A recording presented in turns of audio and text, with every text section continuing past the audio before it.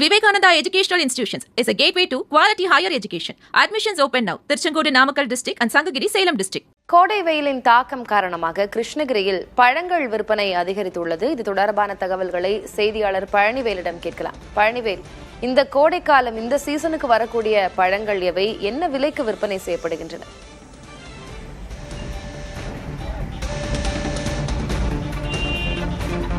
திலகவதி, கிருஷ்ணகிரி மாவட்டத்தில் இந்த ஆண்டு வெயிலின் தாக்கம் நாளுக்கு நாள் அதிகரித்தே வருகிறது. கடந்த ஆண்டு இதே சமயத்தில் கோடை காலத்தில் மழை பெய்ததால் வெப்பத்தின் அளவு பெரிய அளவில் தெரியவில்லை. ஆனால் இந்த ஆண்டு மழை இல்லாத காரணத்தினால் வெப்பமானது அதிகரித்து வருகிறது. பகல் நேரங்களில் பொதுமக்கள் தங்கள் வீடுகளை விட்டு வெளியே வருவதற்கே தவிர்த்து வரக்கூடிய சூழலாக இருக்கிறது. 104 டிகிரிக்கு மேல் வெப்பமானது பதிவாகி வருகிறது.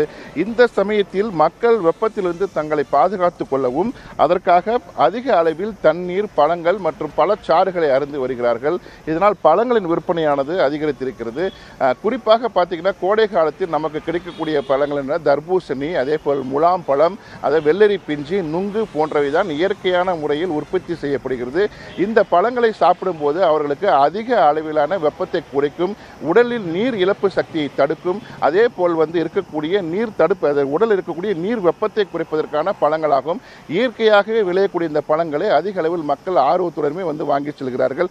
குறிப்பாக இந்த முலாம்பழம் என்பது இந்தியாவிலே அதிக அளவில் ஆந்திர மாநிலத்தில் தான் உற்பத்தி செய்யப்படுகிறது. அங்கிருந்து கிருஷ்ணகிரி மாவட்டத்தைச் சேர்ந்த வியாபாரிகள் அந்த பழங்களை வாங்கி கிருஷ்ணகிரி நகரில் பல்வேறு இடங்களில் சாலை ஓரங்களில் அவர்கள் குவித்து வைத்து விற்பனை செய்கிறார்கள். கடந்த வாரம் பார்த்தீங்கன்னா உற்பத்தி அதிகரித்தின் காரணமாக விலை குறைந்து கிட்டத்தட்ட 4 கிலோ 100 ரூபாய் வரை விற்பனை செய்யப்பட்டது. தற்போது இந்த பழம் பார்த்தீங்கன்னா வரத்து குறைவின் காரணமாக 2 கிலோ 100 ரூபாய்க்கு விற்பனை செய்யப்படுகிறது. இங்கு முலாம்பழம் விற்பனை செய்யக்கூடிய அந்த உரிமையாளர் இருக்கார், அவர்கிட்ட கேட்கலாம். சார், இந்த முலாம்பழங்கள் நீங்கள் எங்கிருந்து வாங்கிட்டு வரீங்க? இப்போ இந்த வரத்து எப்படி இருக்குது, விற்பனை எப்படி? இது நம்ம வாங்கிட்டு வர்றது ஆந்திராக்கு பக்கத்தில் இருந்து வாங்கிட்டு வரோம், திருப்பதிக்கு பக்கத்தில் இருந்து வருது. நாங்கள் இங்கே எடுத்துகிட்டு சேல்ஸ் பண்ணுறோம். குறிப்பாக 1 கிலோ எவ்வளோக்கு நீங்கள் வியாபாரம் பண்ணுறீங்க? மக்கள் எப்படி வாங்குறாங்க? இதை சாப்பிட்டா உடல் என்னென்ன நன்மைகள்? இது இப்போ கோடை காலத்துக்கு இப்போ கொஞ்சம் நல்லாயிருக்கும், சாப்பிட்டா கொஞ்சம் குளிர்ச்சியாக இருக்கும். ஜனங்க நிறைய பேர் இது சீசன் இப்போ இது விரும்புவாங்க. இப்போ சீசன் கொஞ்சம் டல்னாக முடிஞ்சதுனால கொஞ்சம் இப்போ காய் ரேட்டு ஏறினுக்குது. முன்ன நாங்கள் 20 ரூபா 30 ரூபாய்க்கெல்லாம் கொடுத்துருந்தோம்.